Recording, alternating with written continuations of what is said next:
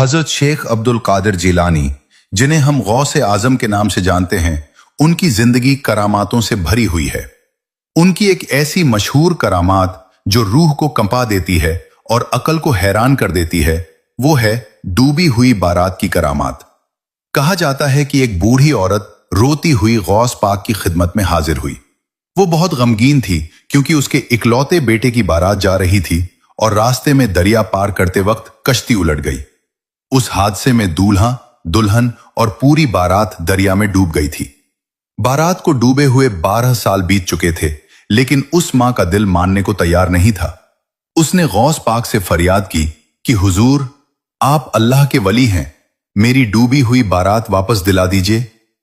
गौस पाक ने उस मां की तड़प देखकर दरिया की तरफ रुख किया और अल्लाह की बारगाह में दुआ की। रिवायतों में आता है कि आपने दरिया की लहरों की तरफ इशारा किया और फरमाया, ऐ दरिया, इस मां की डूबी हुई बारात को बाहर निकाल दे। अभी कुछ ही पल बीते थे कि दरिया के बीच से वो कश्ती वैसी की वैसी ही बाहर निकल आई। हैरान करने वाली बात यह थी कि 1. बारात के लोग न सिर्फ जिंदा थे, बल्कि उनके कपड़े तक गीले नहीं थे। 2. दूल्हा और दुल्हन वैसे ही सजे धजे थे जैसे 12 साल पहले थे। 3. बारातियों को यह एहसास भी नहीं था कि उन्हें डूबे हुए इतना अरसा बीत गया है। उन्हें लगा जैसे बस कुछ ही पल हुए हैं।